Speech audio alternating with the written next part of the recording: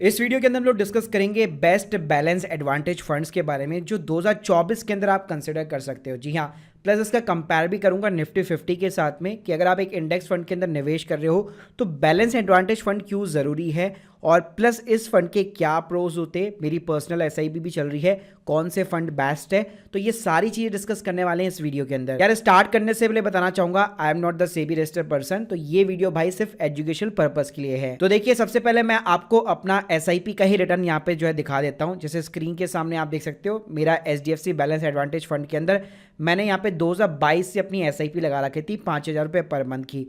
Recently मेरा folio number वगैरह change हुआ है, इसलिए अभी आप राइट नाउ देख सकते हैं लास्ट जब मई तक ये एसआईपी कंटिन्यू रही थी 39% का रिटर्न मेरे को मिल चुका है। इसके अलावा पेटीएम मनी के अंदर भी मेरी सेम म्यूचुअल फंड के अंदर यहाँ पे एसआईपी चल रही है जिसके अंदर 8% का रिटर्न मिल चुका है, और ये जनवरी से इन्वेस्टमेंट चालू है। देखो यहाँ पे बैलेंस एडवांटेज फंड के अंदर इन्वेस्ट करने का सबसे बड़ा मेन रीजन क्या होता है कि मान लीजिए मार्केट जब भाई बुलिश होता है तब तो आपको बहुत मजा आता है, अच्छे रिटर्न्स देखने को मिल जाते हैं।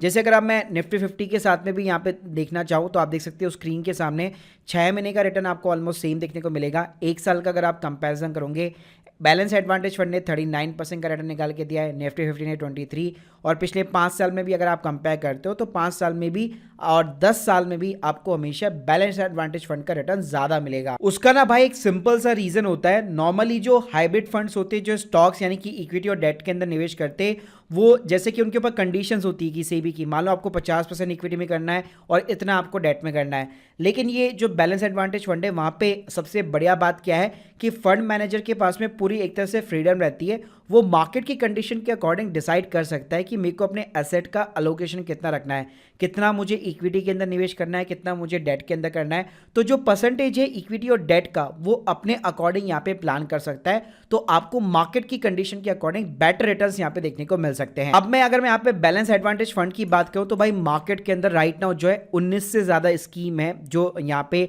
इस वाली कैटेगरी के अंदर बेसिकली रन करती है। और इस कैटेगरी के अंदर अगर मैं सबसे बड़ी स्कीम की बात करूँ तो ऑब्वियसली बात है एचडीएफसी बैलेंस एडवांटेज फंड का ही नाम आता है। इसका अगर आप भाई केवल एयूएम साइज भी देखोगे ना तो 89,000 करोड़ का है। इसका मतलब भाई क्या होगा, अगर मैं पूरी म्यूचुअल फंड इंडस्ट्री की भी अगर मैं बात करूं ना स्कीम वाइज, आप मेरी स्क्रीन के सामने देख सकते हो बैलेंस एडवांटेज फंड के अंदर ही भाई सबसे ज्यादा पैसा यहाँ पे लगा हुआ है पूरे इंडिया के अंदर। तो चलो अब हम लोग सारी स्कीम को यहाँ पे सिंपली कंपैरिजन कर लेते हैं। तो सबसे पहले मैंने बताया कि एयूएम साइज से एटलीस्ट आपको ये पता लग जाता है कि कौन सी स्कीम सबसे ज्यादा यहाँ पे पॉपुलर है।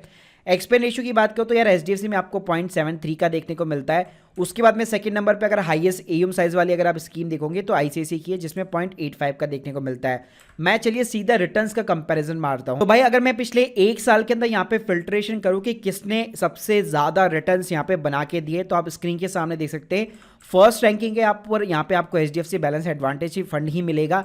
सेकंड रैंकिंग के ऊपर एनजे बैलेंस एडवांटेज फंड मिलेगा जिसको ज्यादा टाइम नहीं हुआ है लेकिन पिछले एक साल के अंदर बहुत अच्छे रिटर्न्स निकाल के दिए है। इसके बाद में अगर आप देखोगे तो महिंद्रा मैन्युलाइफ हो गया, एक्सिस का बैलेंस एडवांटेज फंड हो गया और बड़ौदा का हो गया।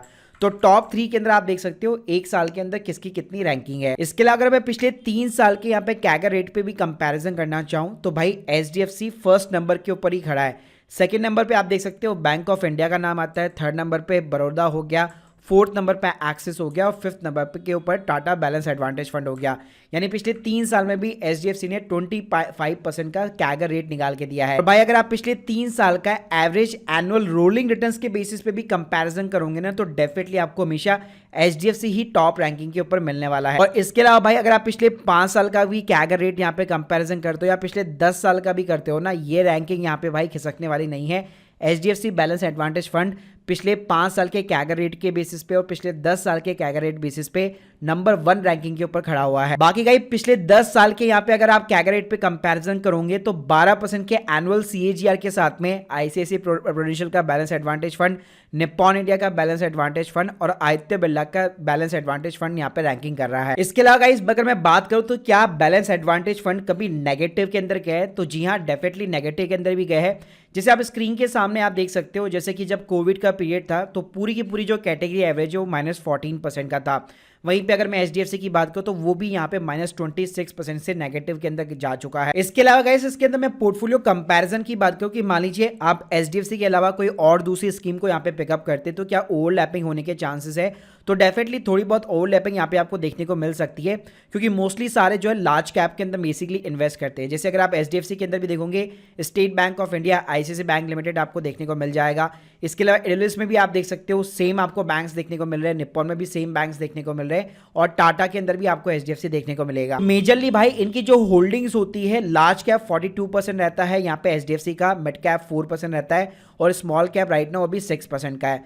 बाकी इक्विटी से डेट के अंदर जो असेट्स का अलोकेशन है वो टोटली डिपेंड करता है मार्केट की कंडीशंस के ऊपर। तो भाई इतनी सारी स्कीम के अंदर अगर आप कंफ्यूज हो और अभी तक आपने एक भी बैलेंस एडवांटेज फंड को यहाँ पे चूज आउट नहीं कर रहा है, तो डेफिनेटली यार शुरुआत आप जो है एचडीएफसी के बैलेंस एडवांटेज फंड के साथ में कर सकते हो, जिसमें मैं भी पर्सनली ऐसा भी करता हूं, और आप एयूएम साइज देख के अंदाजा लगा सकते हो कि कितना ज्यादा पैसा इसके अंदर ऑलरेडी लगा हुआ है। बाकी गाइस आपको ये एक्सेल की शीट भी जो है मैं आपको डिस्क्रिप्शन बॉक्स के अंदर प्रोवाइड कर दूंगा। अगर आप लोग के कोई भी डाउट है कमेंट बॉक्स के अंदर जरूर बताइए, और आपके अकॉर्डिंग कौन सा बेस्ट बैलेंस एडवांटेज फंड है ये भी मुझे कमेंट बॉक्स में जरूर बताइएगा। Thank you guys, thank you very much.